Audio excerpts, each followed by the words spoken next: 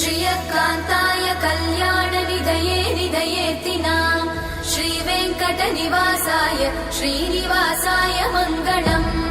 लक्ष्मी सविभ्रमालोकसुभ्रूविभ्रमचक्षुषे चक्षुषे सर्वलोकानां वेङ्कटेशाय मङ्गलम्।